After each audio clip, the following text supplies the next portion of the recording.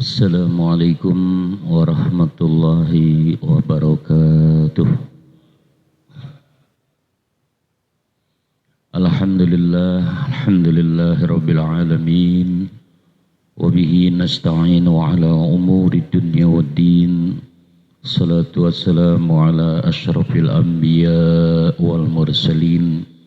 Imamil muttaqin sayyidina wa habibina wa syafi'ina wa maulana Muhammadin wa ala alihi wa sahbihi wa man nasarahu ila yaumiddin, amma ba'd.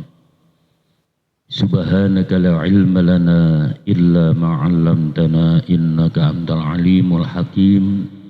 Rabbi israh li sadri wa yassir li amri wahlul 'uqdatam min lisani yafqahu qawli. Pada bapak-bapak dan saudara-saudara hadirin jamaah majelis ta'lim malam Sabtu Masjid Jami Al-Ikhlas bersama segenap pengurus DKM Masjid dan pengurus majelis ta'lim serta pengurus wilayah yang insya Allah semua senantiasa dimuliakan, dirahmati dan diberkahi oleh Allah Subhanahu wa ta'ala. Marilah sama-sama kita baca Ummul Quran Suratul Fatihah untuk mengawali dan membuka pengajian kita pada malam hari ini. Mudah-mudahan dengan mukjizat karamah barokah surah Al-Fatihah Allah berikan kepada kita dan keluarga kita iman, Islam, ihsan yang kuat serta istiqomah di dalamnya. Allah berikan kepada kita ilmu-ilmu yang manfaat, sehat afiat, panjang umur dalam taat. Dimudahkan segala urusan kita dunia dan akhirat. Allah luaskan kepada kita rizki yang halal, yang thayyib, yang berkah untuk taqarrub kepada Allah. Dan Allah sampaikan kita kepada ma'rifat husnul khotimah dan ridhonya fid dunya wal akhirah. Sekaligus Fatihah ini juga kita tujukan untuk arwah almarhum dan almarhumah, orang-orang tua kita, keluarga, sanak famili, para guru, para alim ulama, para solihin dan semua yang telah menginfakkan tenaga, pikiran dan hartanya untuk pembangunan Masjid Jami Al-Ikhlas ini. Mudah-mudahan yang telah pulang ke rahmatullah senantiasa mendapatkan limpahan rahmat dan maghfirah, diluaskan alam kubur mereka dan dijadikan kubur mereka raudhah min riyadil jinan. Lillahi ta'ala bidilkan niya wa ila hadratin Nabi Muhammadin sallallahu alaihi wasallam wa ali washabi wa azwajihi wa zurriyati radhiyallahu anhum wa ila jami'il anbiya wal mursalin wal malaikatil muqarrabin wal awliya'il arifin al muhaqqiqin wal ulama'il amilin wa syuhada'i wa salihin, khususan ila hadrati sultan awliya Syekh Muhyiddin Abdul Qadir Jilani wa ila hadrati sultan awliya Syekh Bilasan Sazili wa ila hadrati sultan awliya Syekh Bahaudin Naqsyabandi wa ila hadrati Syaradin Abdul Razak At-Tarmusi wa Syekh Abdul Salam wa ila Syekh Hudari bin Hasan wila harusya Mbah Penjalu, wila harusya Romo Ki Mustaqim bin Husain, wila harusya Romo Ki Abdul Jalil Mustaqim, wila harusya Ki Hasbullah Al-Marzuki, wila harusya Ki Haji Mahfuz Syafi'i, wila harusya Salahuddin Abdul Jalil Mustaqim, wa usulihim wa furihim asyayim wa talimizim wa zawjatihim wa man intasaba ilaihim qaddasallahu asrarahum wa radiyallahu anhum.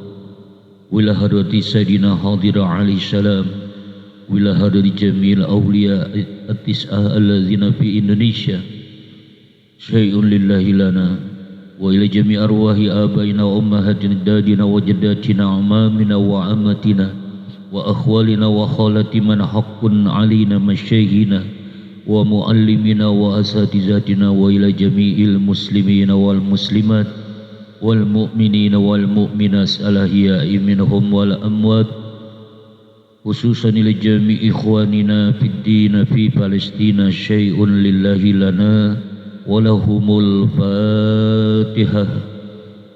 أعوذ بالله من الشيطان الرجيم بسم الله الرحمن الرحيم الحمد لله رب العالمين الرحمن الرحيم مالك يوم الدين إياك نعبد وإياك نستعين اهدنا الصراط المستقيم صراط الذين أنعمت عليهم غير المغضوب عليهم ولا الضالين رب اغفر لنا ولوالدينا آمين. قال بسم الله الرحمن الرحيم وروى مسلم عن أبي هريرة رضي الله عنه أن رسول الله صلى الله عليه وسلم قال idza matal insanu in qata'a amaluhu illa min salasin shadaqatin jariyatin aw ilmin yuntafa'u bi aw waladin salihin yad'ulah. Telah meriwayatkan Imam Muslim an Abi Hurairah dari Abu Hurairah radhiyallahu an, semoga Allah senantiasa ridho kepada beliau. Anna Rasulullah, bahwasanya Rasulullah sallallahu alaihi wasallam qala bersabda, idza matal insanu, apabila mati al insanu manusia. Ini riwayat Imam Muslim ya. Kalau riwayat Imam Bukhari bunyinya iza mata benu Adam. Itu yang sering kita dengar ya, iza mata benu Adam. Itu riwayat Imam Bukhari. Jadi kalau riwayat Imam Muslim redaksinya bunyinya iza matal insanu. Ya sama saja ya, Ibnu Adam ya manusia. Ya. Imam Muslim ini murid dari Imam Bukhari. Jadi Imam Bukhari itu guru daripada Imam Muslim ya, dan Imam Bukhari itu tinggalnya di Khurasan ya, daerah kawasan Asia Tengah Rusia ya. Itu dulu masih zaman komunis ya. Makam Imam Bukhari itu betul-betul terbengkalai, jadi nggak keurus gitu ya, udah pada rusak bangunan kubah yang ada di atas makam Imam Bukhari. Tapi kemudian waktu itu Presiden Soekarno ya memberikan usul kepada pemerintah Soviet pada masa itu ya, belum Rusia. Soviet itu kan dikuasai komunis semua. Ya, jadi kalau ingin melakukan hubungan ya dengan Indonesia, Presiden Soekarno itu minta supaya makam Imam Bukhari itu direnovasi lah, dirapikan, karena memang itu salah satu daripada tokoh ulama dan imam besar umat Islam ya, karena hadis ya yang beliau kumpulkan dan yang beliau tulis itu peringkat kedua sebagai sumber hukum Islam ya, pedoman hidup umat Islam setelah Al-Quran ya. Imam Bukhari dan Imam Muslim itu hadis-hadis beliau semuanya itu disepakati oleh para ulama adalah hadis sahih yang paling bermutu, yang paling tinggi derajatnya Pak, dibandingkan hadis-hadis sahih yang diriwayatkan oleh imam-imam selain Bukhari Muslim ya. Di Bukhari Muslim ini yang teratas ya. Ya kita alhamdulillah umat Islam itu benar-benar dijaga oleh Allah Pak. Al-Qur'annya dijaga, hadis-hadis Nabi juga dijaga. Jadi ketika ada orang yang mengatakan sesuatu ya, kemudian dia sandarkan kepada Nabi, itu nanti pasti diperiksa Pak ya. Hadisnya itu ada nggak dalam kitab Imam Bukhari? Kalau dalam hadis Imam Bukhari nggak ada, nggak ketemu, baru turun ke Imam Muslim. Imam Muslim gak ada, baru nanti turun ke Imam Turmuzi, Imam Ibnu Majah, Imam Hakim, Imam Baihaqi, dan banyak lagi. Kalau nggak ketemu semua, hampir dipastikan hadis yang disampaikan itu adalah doib atau maudu, palsu Pak.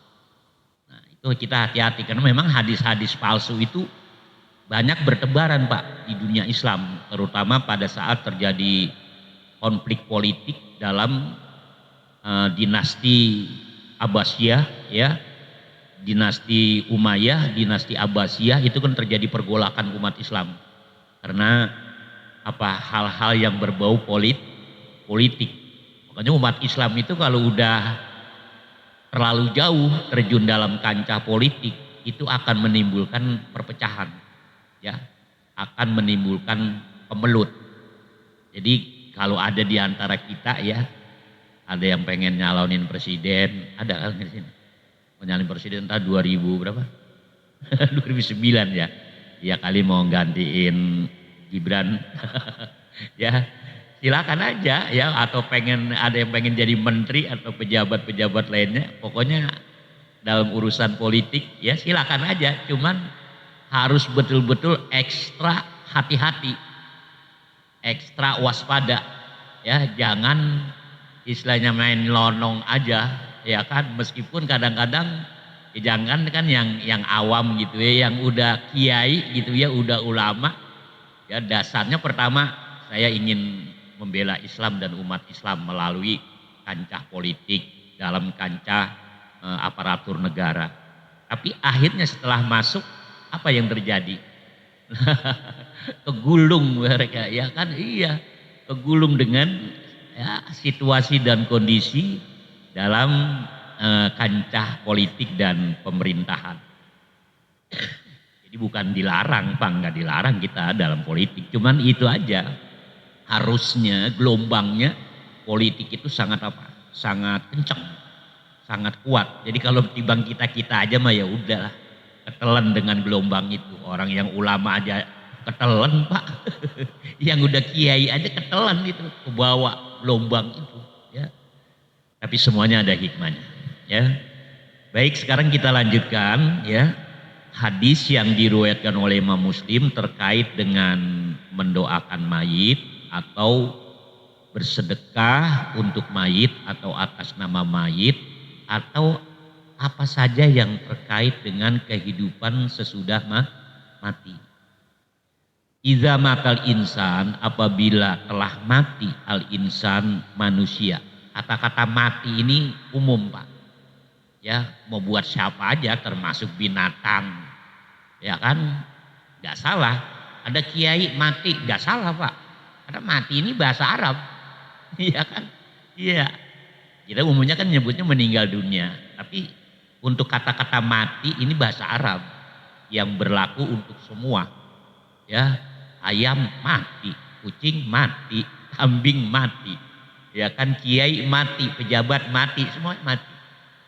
Tapi kalau nanti ngikutin yang bahasa-bahasa kita, yang asli kita lah begitu, itu kan ada kata-kata meninggal dunia, ada kata-kata telah pulang ke rahmatullah, ada kata-kata mampus, ada modar, ada koit, apalagi. Nah itu disesuaikan nanti, ya kan, kalau yang kata-kata itu disesuaikan. Kata-kata meninggal dunia, nah itu juga kayaknya masih bisa untuk umum. Biasanya bisa, siapa aja bisa kena dengan kalimat meninggal dunia. Kemudian kalau telah pulang ke rahmatullah, ini sebetulnya kalau ditilik, ya, ditelusurin, itu enggak berlaku untuk umum Pak. Karena kita yang mati ini itu enggak semuanya kembali ke rahmatullah. Ya. Kalau yang kembali ke rahmatullah itu orang soleh Pak. Ya mudah-mudahan kita termasuk orang soleh, ya. Ya paling enggak sekarang ini kita sedang berjuang menjadi orang soleh. Ya masalah hasilnya nanti nihil apa enggak, yang penting kita sudah ada apa? Ada perjuangan, ya kan, ada usaha, ada ikhtiar. Jangan enggak mau, yang ribet kan enggak mau. Ente mau jadi orang, kagak dah, jadi orang soleh ntar masuk sorga lagi. Dah geblek banget ini orang. Ntar masuk sorga lagi. Emang yang di Arab sorga. Dia malah ngomongnya kayak begitu. Enggak, ntar masuk sorga lagi. Ada juga ntar masuk neraka lagi. Ada juga begitu. Ini malah ntar masuk sorga lagi. Ya, jadi orang soleh itu enak Pak. Ya, tapi kita jangan merasa orang soleh. Itu jangan. Ya, cuman ketika kita menjadi hamba Allah yang soleh, dalam pandangan dan penilaian Allah, itu keberuntungan yang luar biasa Pak. Karena derajat hamba di hadapan Allah itu kan bertingkat-tingkat. Yang paling tertinggi itu kan para rasul, kemudian para nabi, kemudian para wali, kemudian para ulama, kemudian para syuhada, kemudian para solihin. Ini solihin juga luar biasa Pak. Ya, kita harus berupaya gitu. Kalau kita menjadi hamba Allah yang soleh, itu setiap detik kita mendapatkan doa dari saudara-saudara kita umat Islam di seluruh dunia. Karena orang, ya kita sekarang lagi nggak doa kan, tapi di tempat lain, ya kan, di waktu yang lain, ya atau di waktu yang sama tapi tempatnya berbeda, sedang berdoa. Ya, kayak sholat aja kan ada wa alaina wa ala iba. Nah, kan wa ala ibadil sholin setiap detik loh Pak. Ya kita udah selesai sholat, tapi di tempat lain kan masih ada sholat kan. Begitu penyambung aja. Itu keuntungan kalau kita menjadi hamba Allah yang soleh. Tapi kalau kita di luar soleh, ya udah. Karena di bawah soleh itu udah derajatnya udah kotor Pak. Rendah. Ya.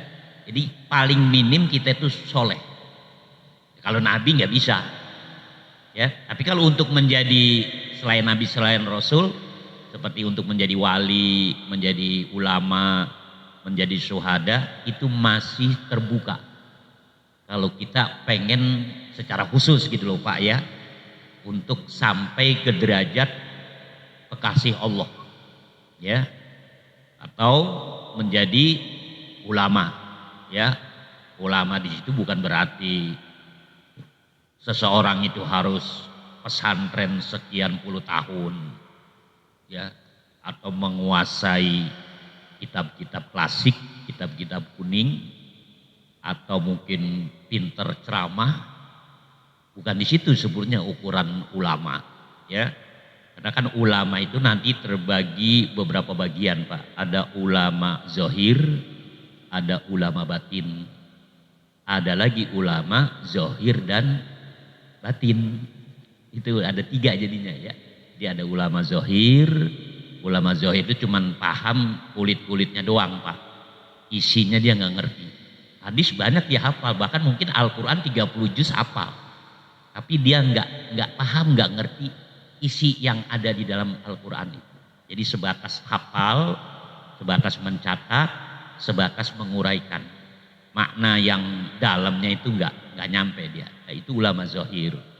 Ada ulama batin, dia nggak hafal Al-Quran, nggak hafal hadis Pak. Tapi kalau dia lagi ngomong, keluar sendiri kadang-kadang Al-Quran dan hadisnya.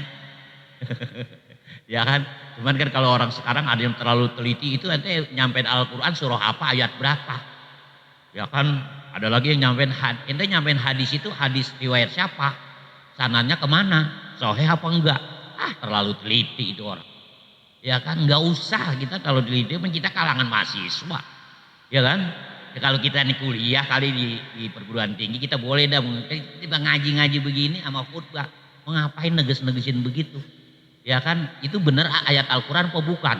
Khotib selesai khutbah, selesai sholat Jumat ditegesin. Ya kan, itu nanti tadi ente nyampein dalil Al-Quran itu surah apa ayat berapa. Ya kan jadi ribet kalau begitu kan, mau ngapain nanyain begitu, cari aja sendiri. Ya kan, iya kalau kira-kira kurang percaya buka cari sendiri. Dan segala kiainya atau ulamanya atau khotibnya ditegesin, ditanyain kenapa? Karena ini istilahnya tempat yang sifatnya umum. Kecuali dalam kuliah dosen nih menyampaikan materi tentang Al-Quran, ayat ini, surah ini, nah boleh mahasiswanya yang negesin dah tuh, atau di sekolah gitu murid negesin, Pak Guru atau Pak dosen ini Al-Quran surah apa ayat berapa, akan ya. Tapi kalau dalam pengajian ya, dalam khutbah itu nggak perlu dalam acara maulid apa Dan pernah tuh di salah satu masjid di Harapan Indah, Pak. Katanya ada seorang khotib menyampaikan hadis, tapi selesai Jumatan didebat sama salah satu jamaah yang rombongan-rombongan begitu dah, ya, yang ekstrim Pak. Ya, jadi hadis yang dikeluarkan khotib itu katanya hadisnya doib, gitu. Nah kemudian kalau memang benar doib, emang kenapa? Ya, mereka berprinsip kan kalau hadis doib nggak boleh dipakai Pak. Kalau kita mah Ahlussunnah enggak seperti itu Pak. Hadis doib itu masih bisa dipakai, tapi dalam urusan fadhailul a'mal namanya. Fadhailul a'mal itu keutamaan amal. Ya, hadis sahihnya udah ada, cuman supaya kita lebih rajin, lebih giat, lebih semangat, nah itu hadis doib dipakai. Seperti kalau kita puasa ini nanti dosa setahun dihapus, itu untuk dorong doang, hadisnya memang doib Pak.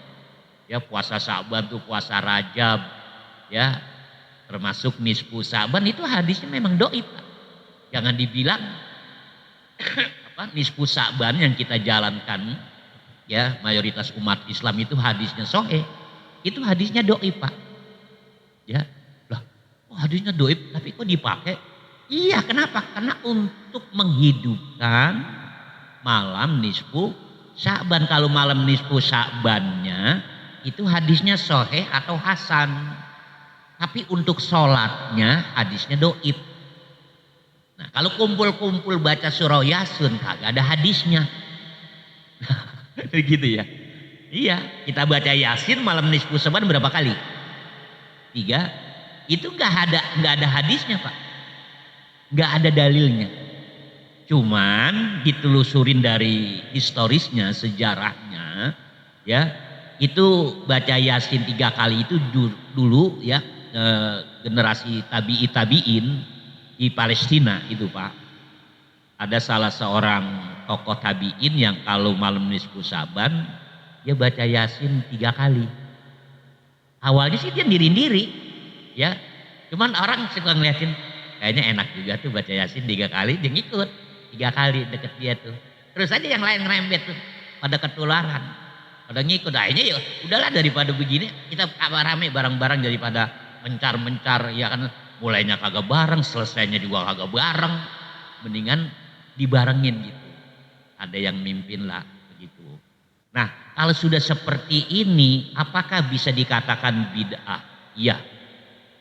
Cuman dalam pandangan kita Ahlussunnah wal Jamaah kan beda dengan bid'ah menurut pandangan kelompok itu tadi. Ya, kelompok apa?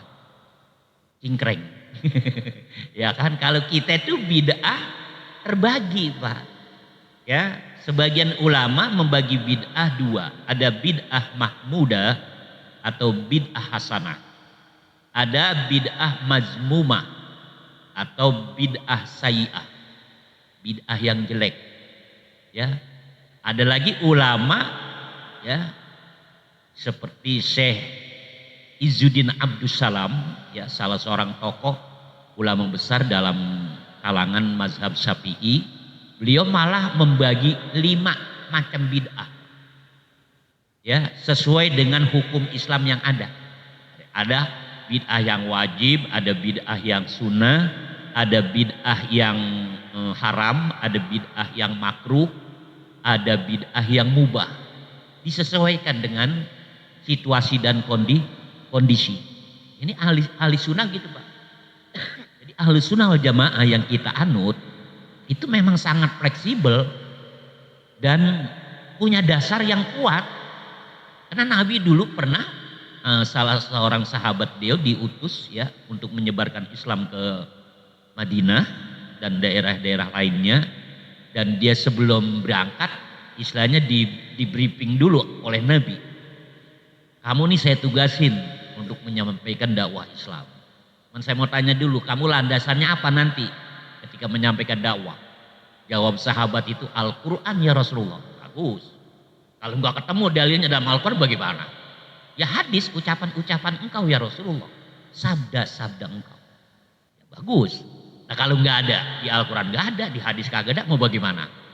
saya pakai kias, saya timbang-timbang, ada kemiripan enggak permasalahannya, ya konteksnya bagaimana, dilihat begitu loh Pak. Kalau nggak begitu buntu, ya penyebaran dakwah Islam itu buntu Pak. Seperti sekarang, apa yang bisa kita fatwakan tentang narkoba, tentang bayi tabung, ya bagaimana? Zaman Nabi nggak ada, zaman sahabat nggak ada, zaman tabiin nggak ada. Terus hukumnya bagaimana? Nah kalau kita istilahnya ngandelin Al-Quran dan hadis, kagak ketemu dalil nyari mengharamkan narkoba. Terus bagaimana hukumnya? Nah, atau kita Ahlus Sunnah wal Jamaah bisa memutuskan hukumnya haram. Mana dalilnya? Dalilnya adalah larangan minum homer. Itu kan homer, ini kan narkoba, beda. Dilihat ilatnya. Ilat itu yang menjadi sebab diharamkan itu apa? Homer diharamkan kenapa? Memabukkan dan merusak. Narkoba memabukkan, merusak enggak? Lebih parah kan? Lebih parah Pak narkoba itu daripada homer. Nah, makanya bisa disimpulkan narkoba hukumnya haram. Gitu ya. Jadi dalil kias. Jadi akal dipakai Pak. Ya, akal dipakai karena memang Al-Quran juga nyuruhnya begitu. La'allakum ta'qilun. Kan begitu. Agar kalian itu berpikir. Apala yanzuruna ilal ibili kaifa khuliqat. Apakah kalian tidak pikirkan? Nah, berarti akal harus dipakai. Cuman kita nih Ahlus Sunnah wal Jamaah duluin Al-Quran, hadis, wahyu dulu. Kalau buntu baru pakai akal. Nah, ini kita nih Ahlus Sunnah wal Jamaah. Karena ada sekelompok umat Islam atau firqah, golongan dalam umat Islam itu yang namanya kaum Mu'tazilah. Kaum Mu'tazilah mereka itu menduluin akal baru wahyu, ya. Nah, kemudian kalau ada Al-Quran, hadis yang menjelaskan perkara yang nggak cocok, nggak sesuai dengan akal atau nggak masuk akal lah, irasional, mereka tolak. Nah, itu Mu'tazilah. Makanya mereka mengatakan azab kubur nggak ada, nikmat kubur juga nggak ada. Mereka nggak percaya Pak. Ya, bagaimana mungkin ada nikmat kubur, ada azab kubur, orangnya udah mati. Yang mau dirasakan nikmat itu apa? Yang mau dirasakan sakit itu apa? Ya, nah, gitu Pak. Itu Mu'tazilah. Itu termasuk kelompok ekstrim pada masa Nabi, udah nongol itu Pak, satu orang. Sampai Nabi pernah bilang waktu kumpul bersama para sahabat, siapa di antara kalian yang berani membunuh orang itu? Ya, orang itu lagi di masjid Pak, lagi wirid, lagi zikir lah pokoknya. Orang begitu Pak lebih fanatik loh ketimbang kita. Ya, lebih kuat ibadahnya. Mereka kadang-kadang kalau kita lihat di mobil, di motor, awal kan bawa itu, bawa mushaf kecil, kalau enggak yang lewat HP tuh. Yang ngaji aja, lebih dia Pak gairah ibadahnya ketimbang kita. Cuman begitu, sampai Nabi bilang siapa di antara kalian yang berani membunuh orang itu? Sayyidina Ali langsung, saya siap ke Rasulullah. Ya, kenapa Nabi sampai bilang siapa yang siap membunuh orang itu? Karena orang itu sangat berbahaya. Bahaya apa? Ya itu tadi akidahnya. Jadi akal itu istilahnya diutamakan daripada wahyu. Itu kan bahaya, merusak akidah. Makanya Nabi sampai bilang seperti itu. Nah, ini kita zaman sekarang ini harus hati-hati ya. Banyak pemikiran-pemikiran yang sudah tidak sesuai dengan Al-Quran dan hadis ya. Nah, kita hati-hati. Nah, kita lanjut. Jadi apabila mati manusia, in koto amaluhu, putus amalnya, ya, putus amalnya. Amal apa? Ya semua. Sholat, ya kan kalau udah mati masih bisa sholat nggak Pak? Ini sebenarnya bagaimana? Imam Ibnu Hajar Al-Asqalani dalam kitab Fathul Bari fi Syarhil Bukhari. Ya, beliau itu punya Imam Ibnu Hajar itu ada dua, Pak. Ada Imam Ibnu Hajar Al-Asqalani, satu lagi Imam Ibnu Hajar Al-Haytami. Kalau yang ujungnya Al-Asqalani itu ahli hadis. Kalau yang Al-Haytami itu ahli fikih. Ya. Nah, ini yang terkait dengan hadis ini Imam Ibnu Hajar Al-Asqalani, beliau punya kitab namanya Fathul Bari. Ya. Fathul Bari itu adalah kitab yang mensarah. Mensarah itu mengurai isi daripada kitab Imam Bukhari. Kitab Imam Bukhari itu, Pak, itu 8 jilid, Pak. Jadi ya seukuran 8 Al-Quran. Berarti isinya ribuan hadis, Pak. Ya, itu disarah lagi oleh Imam Ibnu Hajar Al-Asqalani. Jadi sampai berapa jilid? Sampai 16 jilid, Pak, semuanya. Tebal banget itu kitab, pecah-pecah gitu, dipisah-pisah, Pak. Banyak. Ya, itu hebat-hebat banget ulama-ulama dulu, Pak. Ya, ngarang kitab banyak banget. Itu baru bidang hadis, Pak. Belum bidang-bidang yang lain. Ya, banyak banget. Nah, itu di dalam kitab Fathul Bari, Imam Ibnu Hajar Al-Asqalani menjabarkan hadis ini, in qata'a amaluhu, putus amalnya, maksudnya sawabuhu, pahalanya. Ya, pahalanya. Kenapa beliau menjabarkan seperti ini? Karena kalau dinyatakan putus amalnya itu tidak berlaku untuk semua. Ya, Pak, ya. Kita nih kalau udah meninggal dunia, Pak, sebagian ya udah terlelap di alam kubur kita.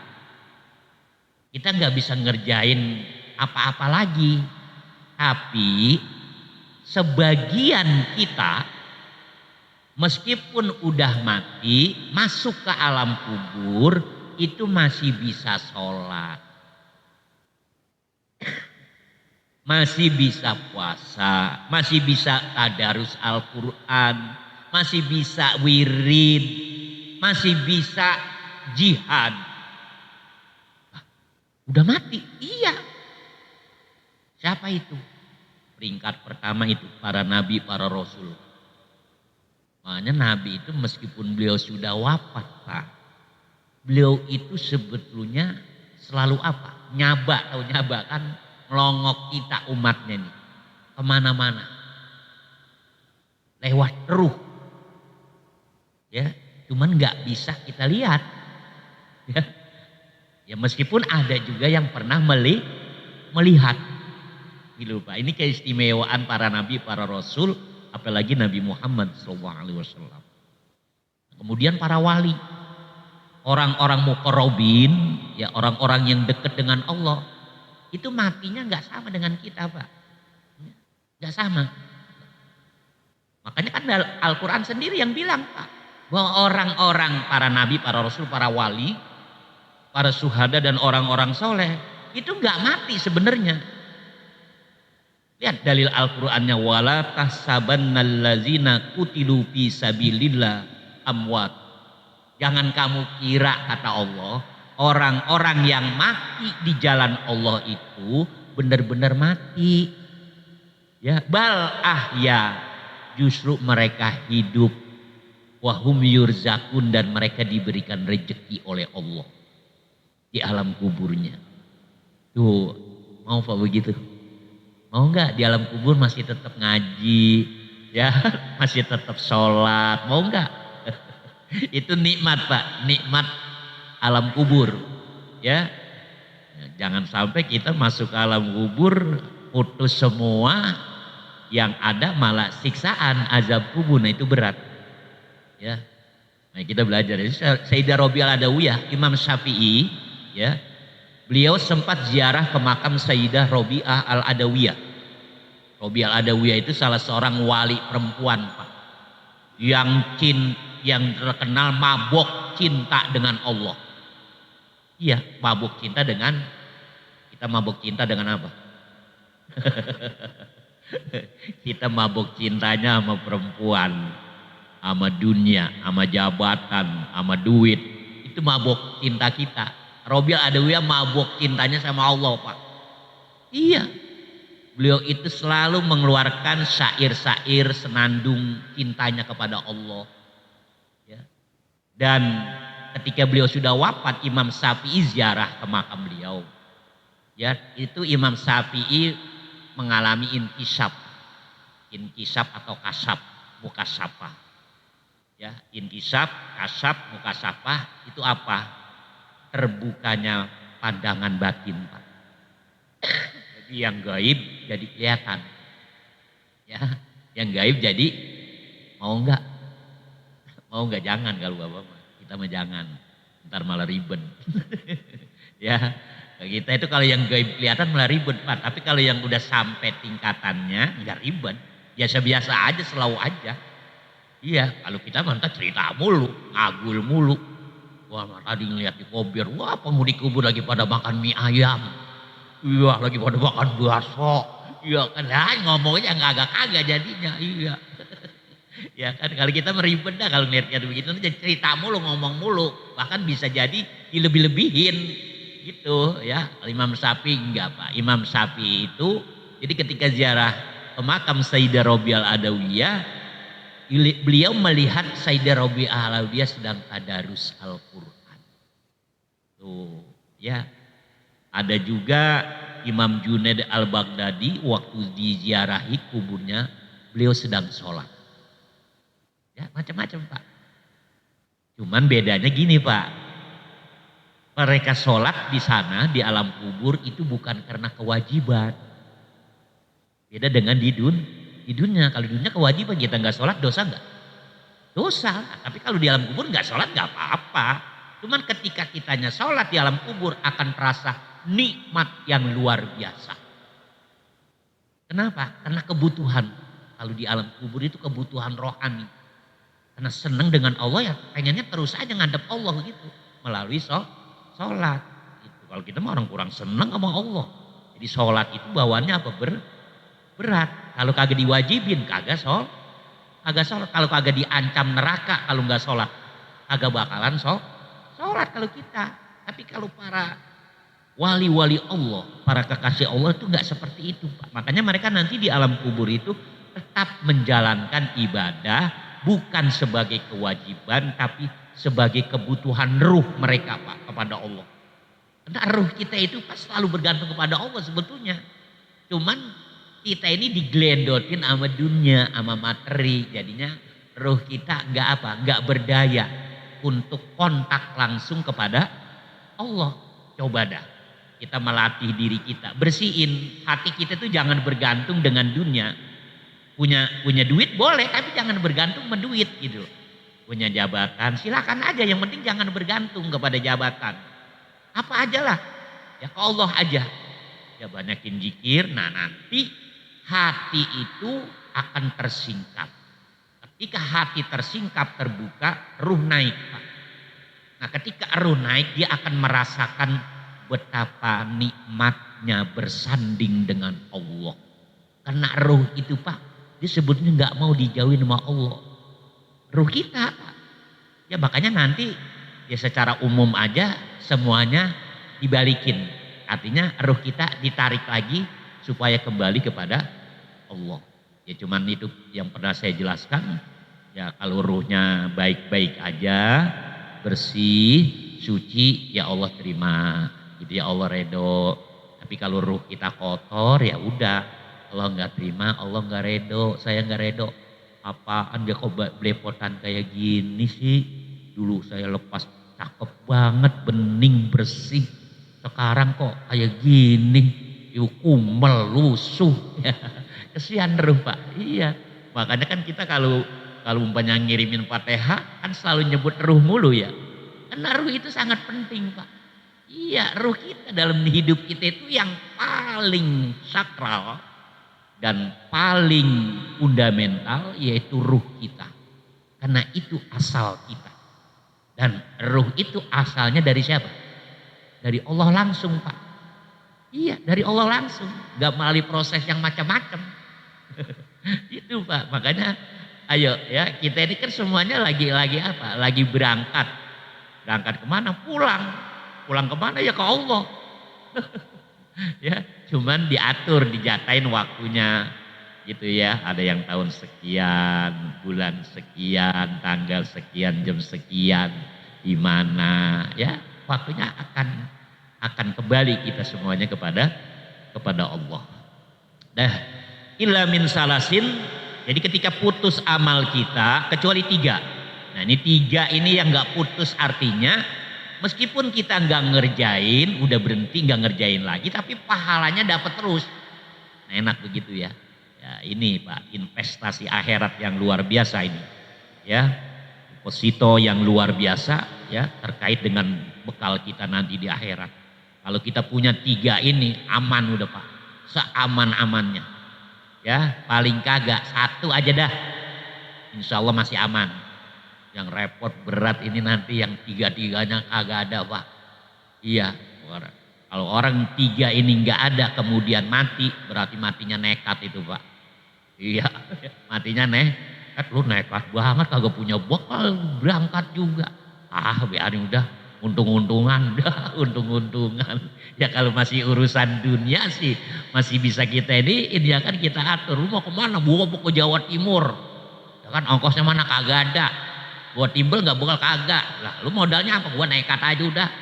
Nah, ntar gua bonceng di mana kek? Ya kan iya di kereta kek apa di mana? Kalau perlu di pesawat ntar di sayapnya gua tomprok di situ. Ya kan? Ya mungkin masih bisa nih, kalau udah akhirat udah nggak bisa Pak. Susah ngakalinnya. Kita sepinter-pinternya kita tetap kalau udah masuk ke akhirat jadi goblok semua Pak. Iya, bodoh semua kita nanti di akhirat Pak. Di alam kubur itu bodoh semua. Iya. Makanya kita siapin dari sekarang ya. Pinter udah gak kepake kepinteran kita Pak. Kalau udah masuk alam kubur. Iya, ya termasuk yang lain, jabatan apa lagi. Orang kepinteran aja, kecerdasan udah gak kepake nanti di sono. Iya, kalau sekarang sih masih, ya kan. Silakan aja kalau sekarang, tapi nanti di sana nggak ada. Apa 3 perkara yang pahalanya terus mengalir kepada kita? Pertama, sodakoh jariyah, sodakotin jariyah, sedekah jariyah.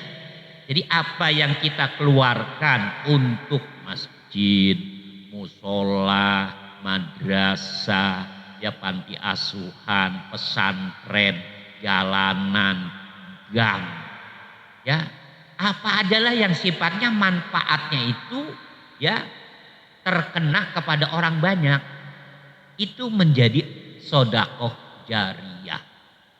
Ya masjid begini kita istilahnya sedekah apa?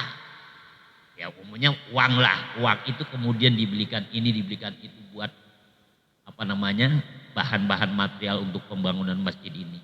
Pokoknya intinya selagi masjid ini berdiri, orang yang sudah sedekah jariyah dan mati dia terus dapat pahala.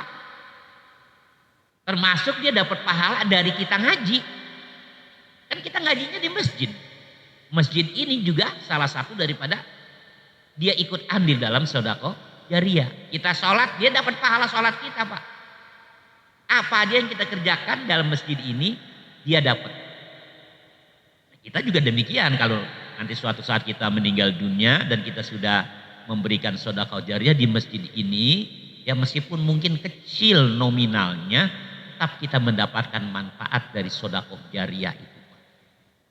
Makin banyak, makin sering kita sedekah jariyah, ya tentunya pahalanya makin banyak, makin besar. Nah ini sedekah jariyah bisa kita rekayasa Pak. Rekayasa bagaimana? Maksudnya begini, ketika kita bersedekah jariyah, ya, kita berpikir, apakah sedekah jariyah ini juga bermanfaat buat orang tua kita yang sudah meninggal dunia? Kita tahu orang tua kita dulu kayaknya waktu hidup kurang sedekahnya dia. Iya kan, bukan pelit, bukan apa, memang kagak punya duit. Ya kan, ya udah. Nah, kita nih sebagai anak ya kan, ingin berbakti kepada orang tua. Kenapa? Karena ketika orang tua masih hidup kita kurang baktinya. Nah sekarang orang tua kita udah meninggal, kita lanjutin berbakti itu dengan cara kita bersedekah jariah untuk orang tua atau atas nama orang tua almarhum dan almarhumah. Itu dia nanti dapat pahala, Pak. Senang. Ya, senang banget ya. Bahagia, girang banget di alam kuburnya kalau kita sedekah atas nama mereka atau kita doa, kita minta kepada Allah pahalanya untuk mereka. Nah itu yang pertama ya. Yang kedua, kalau sedekah jariah nggak punya, au ilmin yuntafa'ubi, ilmu yang bisa diambil manfaatnya. Ya terutama dalam urusan ibadah. Orang itu tadinya nggak ngerti sholat, nggak ngerti puasa, pokoknya nggak ngerti halal haram. Kita ajarin tuh, nih sholat begini nih caranya nih. Ya ini yang rukun-rukunnya, ini yang syarat-syaratnya, ini yang sunah-sunahnya. Sampai benar-benar dia kerjain semua tuh apa yang kita sampaikan, yang kita ajarin. Nanti dia sholat, kita dapat pahala sholat dari orang itu. Kenapa? Karena dia sholat perantaraan apa? Ilmu yang kita ajarin. Ya ini begini nggak harus jadi guru kayak saya begini Pak. Ya Bapak bisa sambil ngobrol-ngobrol sama temen sambil ngopi. Lu perasaan gua agak pernah sholat ya. Gua belum bisa sholat, kayak apa sih modelnya. Nah kita ajarin, kita bilang begini nih sholat sambil ngopi. Ya, bener dia pahami, dia ngerti, dia praktekin. Nah itu namanya kita punya ilmu yang bermanfaat pada orang. Itu salah satu contohnya begitu Pak. Jadi makin banyak orang yang kita ajarin ya, maka semakin banyak pahala yang kita peroleh di alam kubur itu dari orang-orang yang pernah kita ajarin. Gitu Pak. Makanya ngajar ini nggak selamanya tugas sebagai guru. Jadi bapak-bapak ya lewat ya teman keluarga sambil ngobrol, sambil ngetes, sambil ngopi, bilangin aja nih caranya begini-begini atau masalah apa gitu ya. Nah kemudian yang ketiga, waladin solihin yad'ulah, anak yang soleh yad'ulah. Ya, anak yang soleh loh ya. Jadi ini soleh di sini sebagai pembatas. Jadi kalau nggak soleh nggak bisa Pak. Nah di sinilah pentingnya kita orang tua ini membina anak kita supaya menjadi anak yang soleh. Untuk keselamatan kita juga Pak, kebahagiaan kita ya dunia akhirat.